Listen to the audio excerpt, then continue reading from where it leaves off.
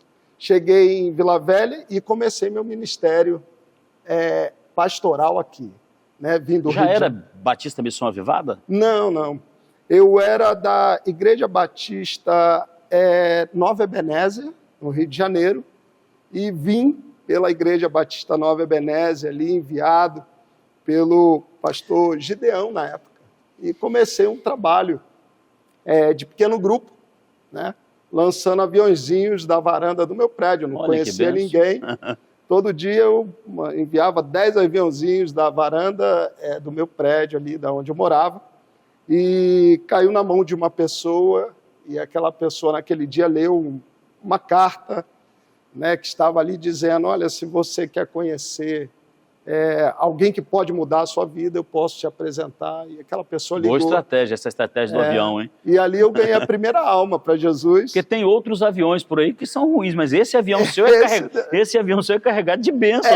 Deu certo, Deus deu a estratégia, a gente ganhou aquela alma. E aí começamos nosso trabalho aqui. Então, hoje, eu tenho uma empresa, sou empresário, além de pastor, e estamos aí fazendo a obra. Amém. Hoje você pastoreia a Batista Missão Avivada, onde é o endereço dela? Ela fica ali no Divino, na Avenida Capixaba, 176. Na principal ali do Divino. Fácil, né? Naquela depois do terminal de Vila Velha, pega aquela reta ali, Isso, vai sair lá no shopping? Isso, que vai para o shopping, exatamente. Muito legal. Também. E assim, nesse período todo que o pastor vem à frente desse trabalho ali, a gente tem visto o crescimento, a aprovação dos céus sobre a sua vida, sobre o seu ministério, sobre a sua família. Fala um pouco do desafio de começar tão jovem. Você foi consagrado pastor jovem, né? Eu tinha 23 anos de idade. Um garoto ainda, né? Muito jovem. Fomos consagrados quase da mesma época.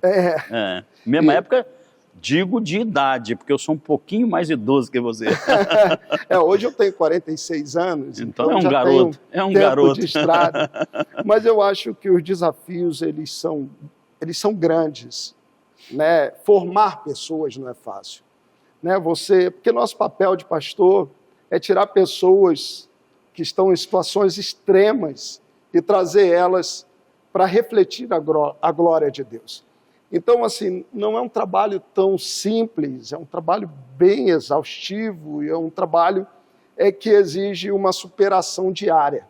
Mas quando a gente consegue ali formar pessoas e formar uma equipe, facilita para a gente. É verdade. E graças a Deus eu formei uma equipe. Isso é uma orientação bíblica, né? Quando Moisés estava conduzindo o povo saindo do Egito, e que ele se depara com Jetro, o sogro dele, e Jetro fala assim, rapaz, desse jeito você vai morrer.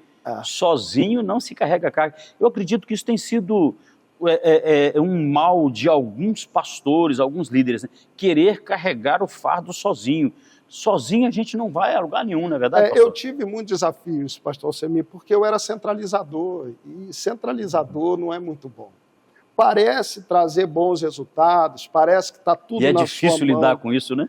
Deixar de ser centralizador. Exatamente. Eu precisei ser liberto, eu precisei me libertar dessa questão. E, às vezes, é o que nós precisamos, é ser liberto daquilo que dividir centraliza. A carga. Exatamente. Hoje eu tenho irmãos que me ajudam muito, me facilitam, e como é bom para mim. Eu me lembro, pastor Luciano, um dia eu estive em um culto lá na igreja sob a sua direção, sobre o seu pastoreio, e você falou um pouco de um trabalho que você faz ali com os índios também. Sim. O que é isso? Fala um pouco para os nossos telespectadores aí. Esse trabalho já tem mais de 18 anos, pastor Alcemir. Olha que legal, cara. Na aldeia indígena Pataxó, fica na Bahia, e começamos esse trabalho e chegamos lá, nos deparamos, Deus havia mandado eu encontrar com um pajé da aldeia. Qual cidade? Você se lembra? Fica em Coroa Vermelha. Conheço. Santa Cruz de Cabralha. Santa Cruz de Cabralha, conheço, ok. E aí eu fui encontrar com um pajé chamado Itambé. E cheguei lá e Deus já estava fazendo a obra na vida do pajé, e foi maravilhoso. Encontrei ele já com o coração super sensível e querendo conhecer Deus. Então ele perguntou para mim, falou, quem é esse Deus poderoso? Olha que interessante. E aí eu comecei a fazer aquele trabalho, né? Para quem não sabe, o pajé, ele é um líder religioso. Sim. Né? E ele na aldeia, ele é um líder religioso daquela aldeia. Isso, ele invocava outros deuses. E aí ele falou para mim, mas o teu Deus, ele consegue fazer o quê? Eu falei, ele consegue fazer tudo, ele não tem limitações. E ele falou, ele cura pessoas de câncer. Eu falei, cura. Ele cura. Ele falou, cura. O meu Deus, ele cura. E ele falou assim, então agora eu só vou caminhar com o seu Deus. Oh, que bênção. Assim. E esse Deus vai ser o meu Deus também. E aí estávamos com o pastor Cândido. Sim, né? Na ocasião, estávamos com um grupo de pessoas. Ele entregou a vida a Jesus. E aí o pajé Itambé sentiu o desejo da gente fazer uma ceia no Marco Zero do Brasil. Sim. Então fomos fazer aquela ceia, fizemos. E hoje, para encurtar um pouco a história, nós temos um trabalho até hoje com uma cruzada de milagres dentro da aldeia Pataxó chamado Deus Poderoso. Amém. Vai acontecer em junho agora. É muita alegria, né? O que Deus faz no meio desse povo, né? E hoje as aldeias já têm nomes consagrados. Por exemplo, tem um lugar que eles chamam de espaço cultural, chama Tchagiru Mirauê, que significa lugar sagrado. Tem outro chamado Siratã Manchó. Eu acho que o desafio, pastor, você contextualizar a realidade do evangelho, a cultura deles, não é verdade? Eu acho que o erro, quando a gente vai para lá e tenta mudar esse princípio cultural, tentando imprimir a nossa cultura dentro da cultura deles. Mas quando você contextualiza Deus, quando você contextualiza Cristo dentro dessa cultura deles, o entendimento é muito mais fácil. Estou errado ou é isso? Não, é isso mesmo. É respeitar a cultura, é você levar para eles o conhecimento do evangelho sem mexer naquilo que é essencial. A questão cultural, né? Que é tão cultural. Que legal. Isso é um respeito, isso aí é que legal. Maravilhoso. Diante desses desafios, eu tenho acompanhado, a gente tem, né, uma amizade, eu respeito muito o seu ministério, o que Deus tem feito na sua vida. Obrigado. Eu tenho visto o irmão se lançando em outros desafios, mas falando um pouco da igreja local, né? Qual o maior desafio que você enfrenta? Eu sei que formar líder é um desafio, eu sei que pastorear é um desafio. Na sua visão pessoal, qual é o maior desafio que a gente tem hoje, estar à frente de uma igreja para pastorear no centro urbano? Então, hoje o grande desafio que eu vejo é a desestruturação familiar. É a fragmentação que tem dentro do lar. Boa. Então, as pessoas estão com problemas em casa e hoje esse problema em casa dificulta a gente a pastorear, porque a Bíblia ela é exatamente, aponta exatamente para dentro de casa. Que legal. Então, hoje é muito difícil você falar da Bíblia sem você falar na fidelidade do homem com a esposa. As famílias estão muito disfuncionais hoje, estão né? Muito disfuncionais, né? E hoje muita coisa dentro da sociedade deixou de ser essencial. Sim. O convívio, o abraço, o afeto, o diálogo. Então, cada um no seu quadrado, e a Bíblia não funciona assim. Pastor, a gente tem uma ferramenta, nós estamos aqui hoje, por exemplo, numa televisão, né? Usando esta ferramenta para que a gente possa proclamar o Evangelho. Você tem outras ferramentas que, nesse caso em questão, é a questão da internet, das redes sociais. Você acha que isso também contribui para fazer com que as famílias fiquem disfuncionais, essa questão da utilização desenfreada das redes sociais? Isso não atrapalha só a igreja, isso está atrapalhando a família, isso está atrapalhando, isso está trazendo Mas doenças. Lá na Igreja Batista Missão Avivada, ninguém fica com o celular ligado na hora do culto, vendo rede social, não fica? Eu gostaria que não ficasse, mas tem sim, tem. Pastor Semi, às vezes a gente não quer ser indelicado, a gente não quer chamar atenção publicamente, mas realmente não passa na minha cabeça o que faz uma pessoa sair de casa para ir para um culto e chegar ali, acompanhar um jogo de futebol sentado no banco. Bota um aviso, quanto está o jogo do Flamengo. Mas essa é a sociedade hoje. A sociedade hoje está com dificuldade de concentração. Você vai nas escolas, eu acho que os professores estão com o mesmo desafio. Sim, com certeza. A minha esposa é da área da educação. Sim. Então, assim, nós estamos com um desafio e isso está adoecendo as pessoas, e a coisa mais difícil é a pessoa entender, reconhecer que ela está doente. Que aquele acesso, pegar o celular é uma atitude doentia. Mas você acredita que hoje isso não tem mais volta? Eu acredito que vai ter volta uma hora, porque nós estamos numa fase em que as pessoas elas estão recebendo a informação de que aquilo está trazendo malefício para elas. Então, eu acredito que uma hora ou outra vai ter um retrocesso. Mas eu acho que a gente ainda vai ter que conviver algum tempo com isso.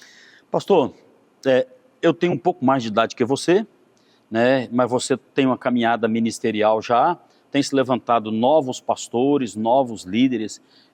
Na sua visão ministerial, o desafio de fazer essa transição para essa nova geração de pastor é um desafio fácil, médio ou um desafio grande?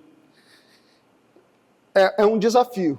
Eu não sei mensurar em que nível que está esse desafio, mas é um desafio, porque essa geração ela tem uma habilidade muito boa de comunicação.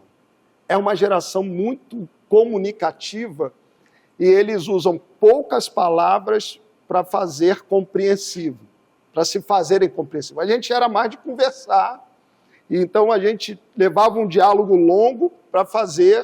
Você acha que isso é devido ao excesso de informação que eles têm? É, sim. Hoje já tem mais palavras do que na nossa época, tem gírias, as próprias gírias, entre eles se fala, eles conseguem conversar por gírias, mas o que eles não têm? A experiência. E esse é o grande problema. Show, muito legal. Então, eu acho que assim, o grande segredo disso é você associar a experiência com essa expertise que essa galera carrega. E por isso é importante essa geração entender sobre mentoria. Essa geração precisa ser mentoriada. Precisa ter pessoas que consigam transferir para elas conhecimento, mas não é um conhecimento de uma biografia. Sim. É um conhecimento da vida. É o que o programa diz. Legal. O que vida a vida. O que vida a vida essa semana está recebendo aqui o meu amigo pastor Luciano Santos. Uma alegria te receber aqui. Nós vamos para o nosso intervalo. Se eu fosse vocês, eu continuava aí. É rápido, como diz um personagem aí, um personagem muito conhecido da televisão, é VaptVupt. Daqui a pouco nós estamos de volta. Fique ligado com a gente aí. Eu tenho certeza que vai ser edificante a sua participação no nosso segundo bloco.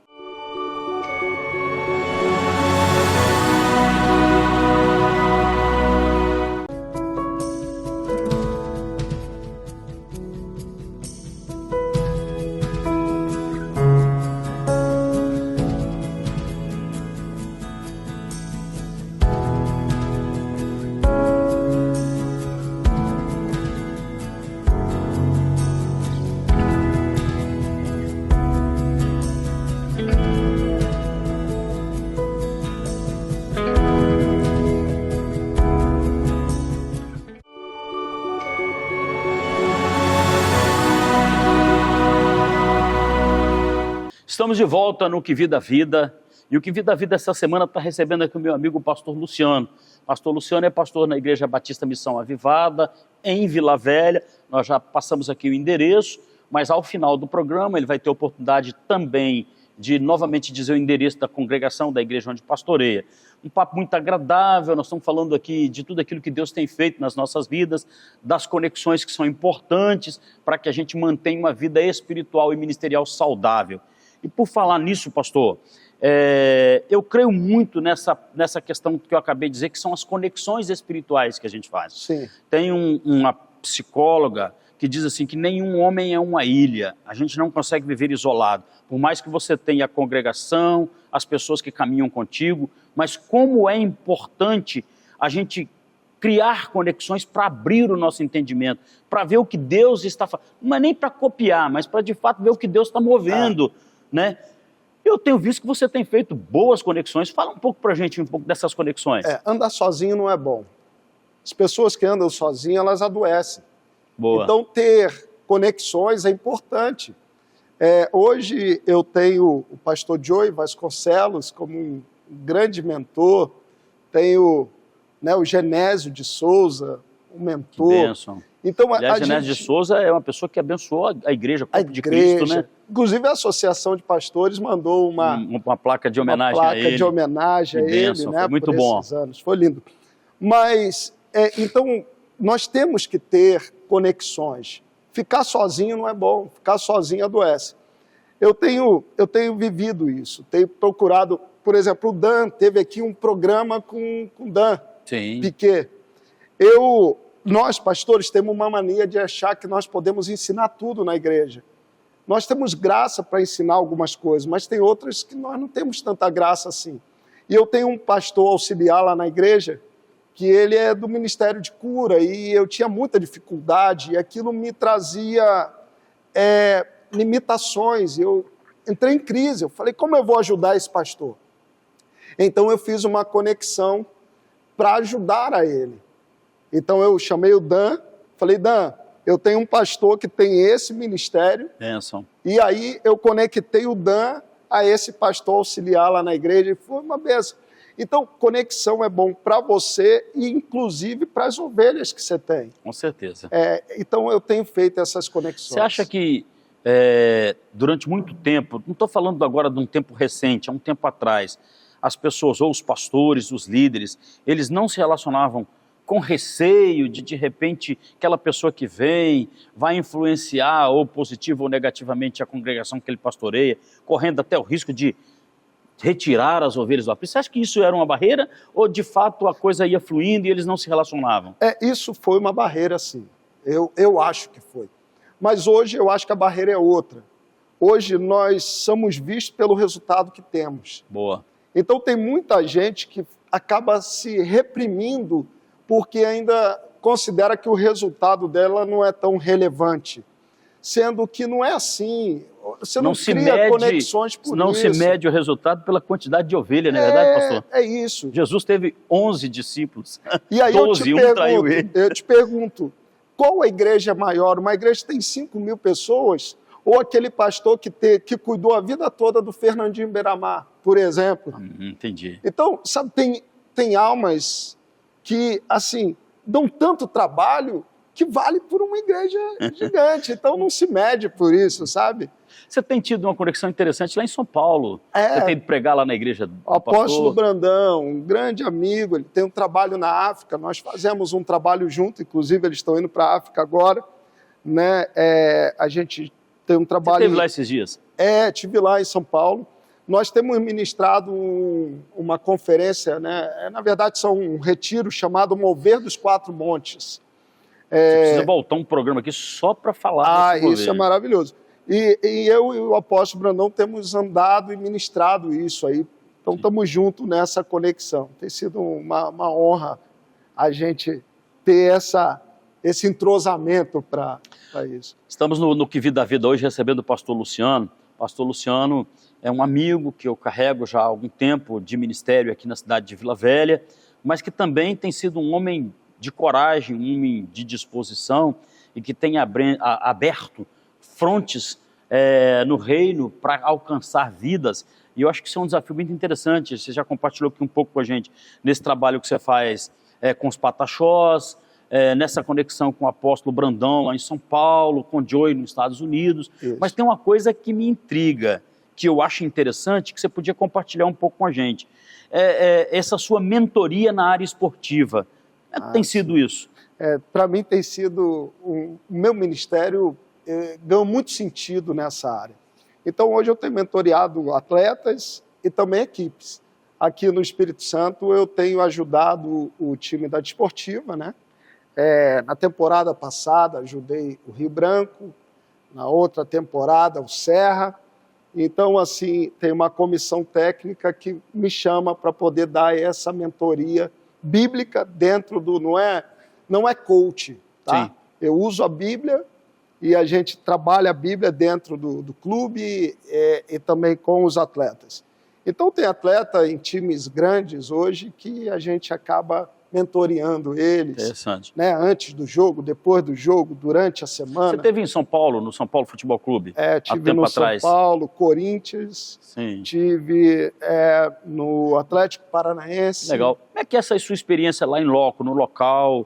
Fala um pouco aqui para os nossos telespectadores. Não é fácil a vida de um atleta. As pessoas que assistem o jogo na televisão... Sobretudo o atleta de alto rendimento, de alto rendimento. Eles são muito solitários, são muito sozinhos. E existem muitas pessoas que se aproveitam deles. Então, eles têm uma certa resistência a aproximações.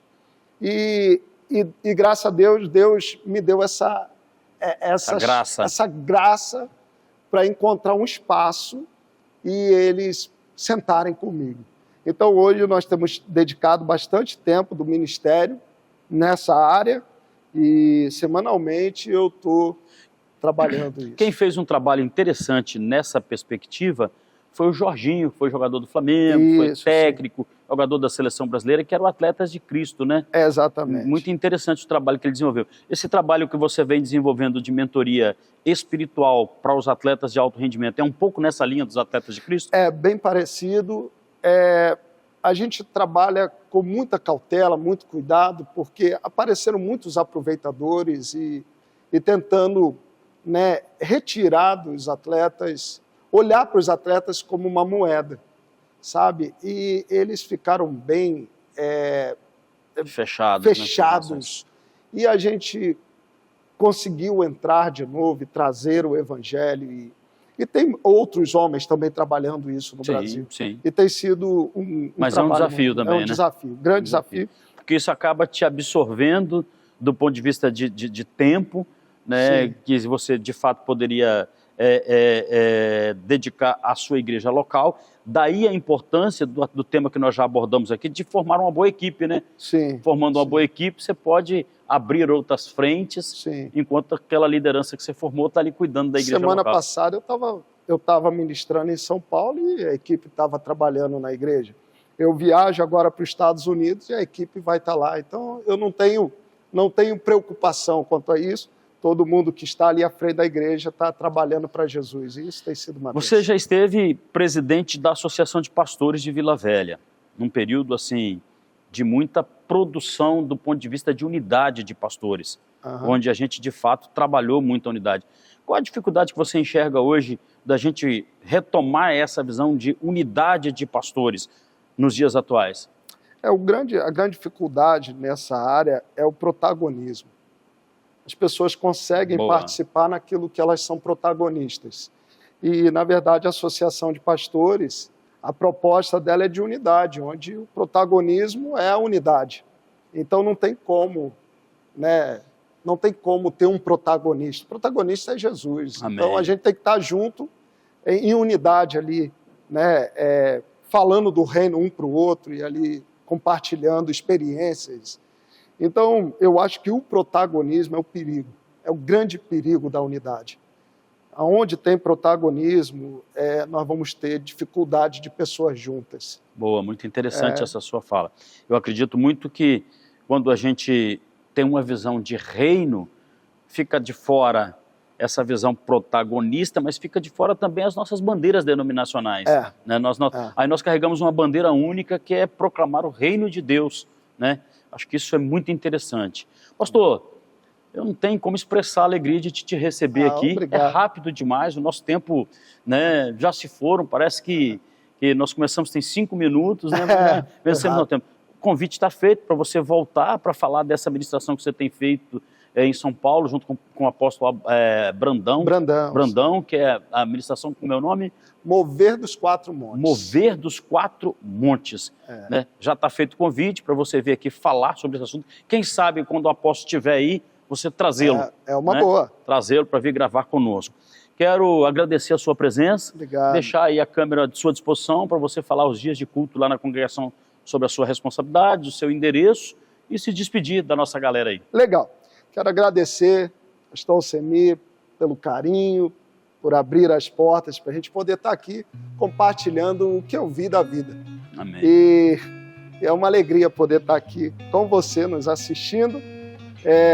Quero dar um conselho para você, não fique isolado. Junte-se às pessoas. O Senhor Jesus nos fez para andarmos juntos. Fica o convite, entra nas nossas redes sociais, no Instagram, @IBMA_Vila Velha. Lá você vai ver as programações, o endereço. Parabéns pelo programa, parabéns aí por tudo que tem acontecido aí nessa trajetória do Que Vida a Vida. Amém. Foi um prazer. Eu que agradeço. O programa Que Vida a Vida recebeu nesta semana meu amigo pastor Luciano, pastor da Igreja Batista Missão Avivada. Tivemos um bate-papo muito legal. Fica conectado conosco, voltamos na semana que vem com outro programa, com mais pessoas que vão trazer também testemunhos que eu tenho certeza que será edificante para a sua vida.